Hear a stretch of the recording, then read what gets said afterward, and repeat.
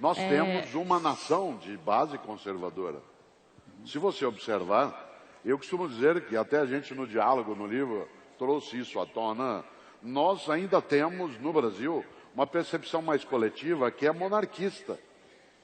Nosso desejo é um monarca, uma monarca, em várias situações. Aquilo que no Brasil se tornou o populismo getulista, ou mais tarde outras feições que ele teve, em grande medida ainda é uma nostalgia monárquica que nós carregamos.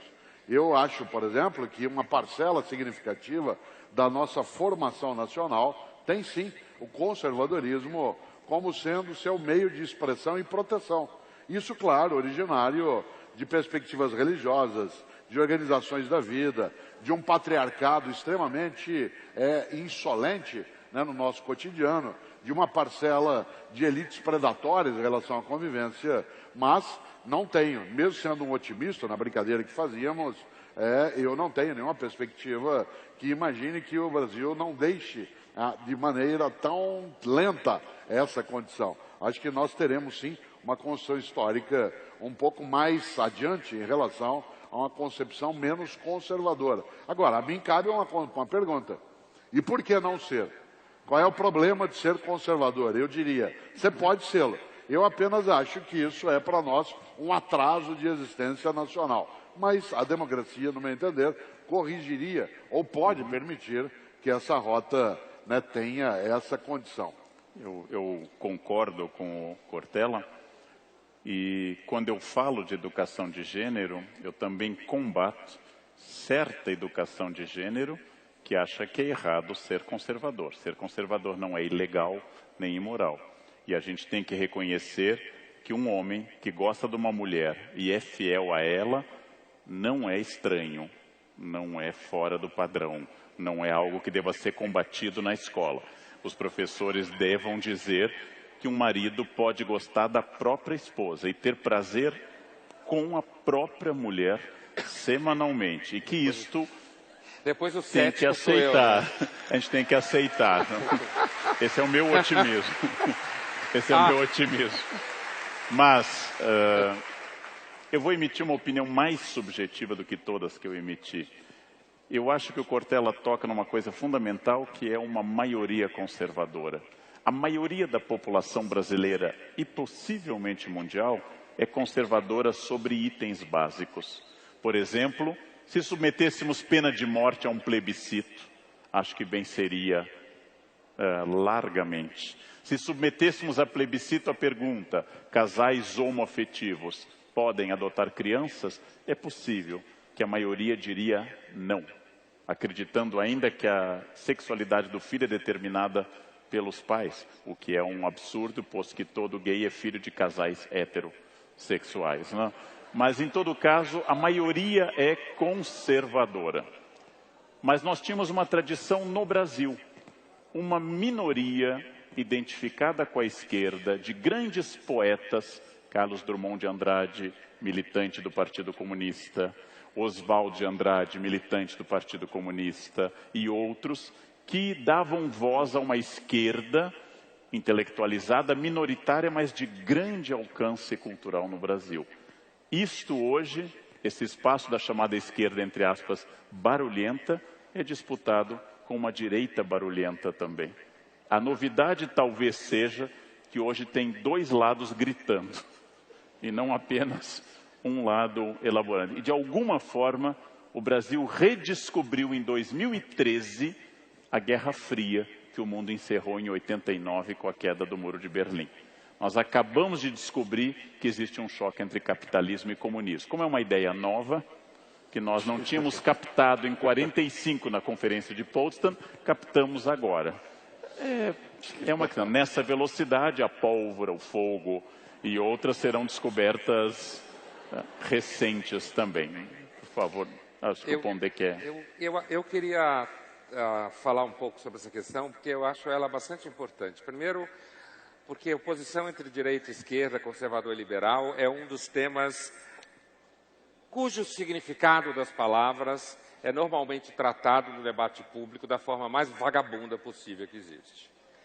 É impressionante como a ideia de que o trabalho do filósofo, do educador, é, de alguma forma, melhorar o repertório das pessoas, nesse debate, normalmente, trata-se o repertório da forma mais comum que existe. E eu costumava sempre dizer para os amigos que quando você chama alguém de conservador ou alguém de direita no Brasil, é porque você não quer convidá-lo para jantar nunca mais na casa dele. Por isso que você faz uma coisa dessa. E eu diria o seguinte, primeiro, eu, por questões as mais variadas, tenho tido um razoável contato com países do leste europeu.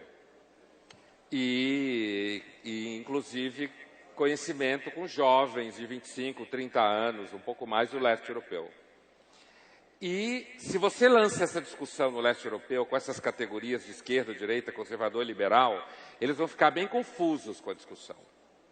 Eles vão achar muito estranho, eles acham estranho que, por exemplo, categorias como socialismo, ainda, para nós aqui no Brasil, ainda regimentem tanta esperança, quando a história deles é outra.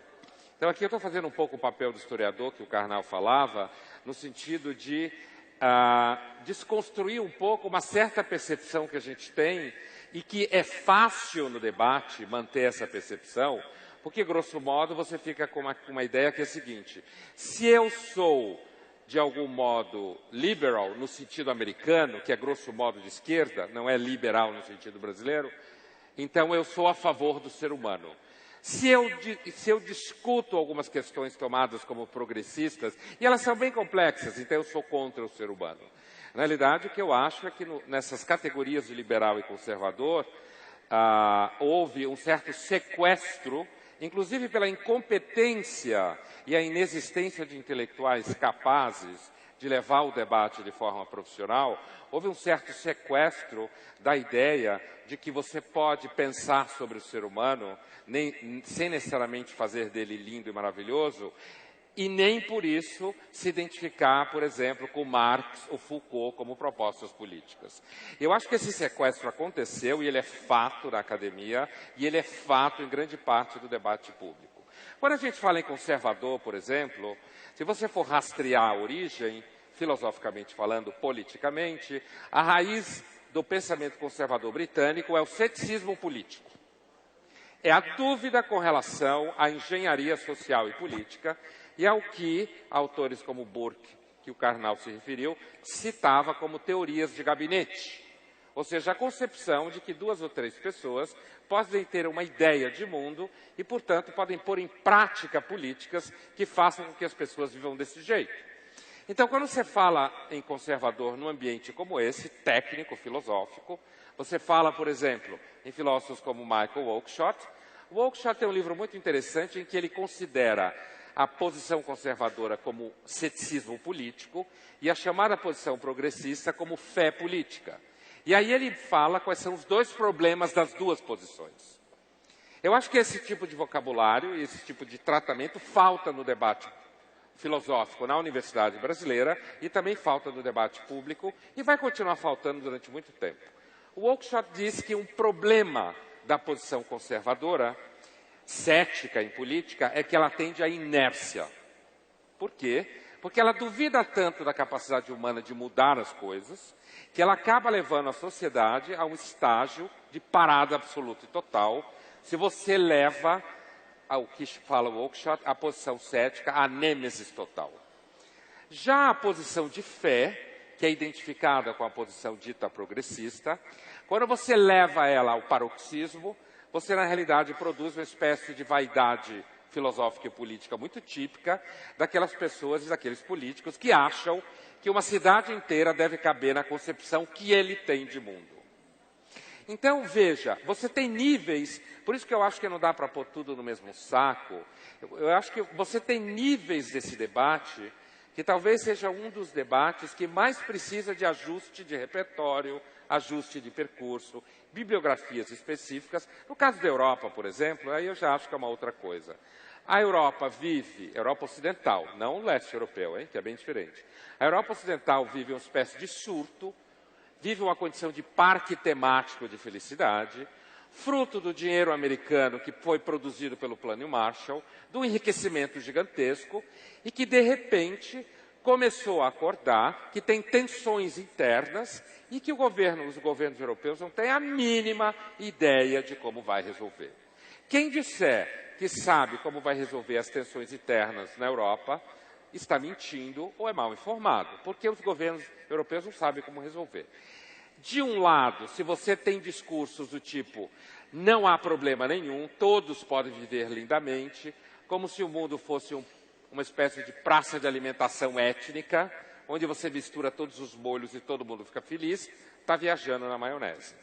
Por outro lado, se você afirma que as pessoas têm que mandar embora imigrantes muçulmanos que estão lá não sei há quantos anos, você vai cair seguramente na xenofobia e no tipo de crime racial, não há dúvida nenhuma. Então eu vejo o caso da Europa hoje, não só eu, como típico caso de aporia política, impasse, que ninguém tem a mínima ideia. Aliás, eu acho que a aposta europeia de resolver essa dicotomia é fazer com que os muçulmanos parem de acreditar na religião, porque ninguém sério levaria a religião a sério, e entendam que o único critério na vida é o cartão Visa, o Mastercard, cada um transar com quem quer, ninguém se meter na vida do outro, e não trazer concepções tradicionais de como homem e mulher devem viver, ou sei lá como for. Então, eu acho que a oposição conservador-progressista, mais ou menos, ela é um debate que normalmente é feito de forma pobre, com pouco repertório, e normalmente ela é, inclusive na universidade, praticada como modo de ideologia política, de lobby e de grupos específicos. Então, acho que essa questão ela é bastante cheia de andares, e aí exige mesmo muito tempo para a gente conseguir rastrear isso tudo na história da filosofia.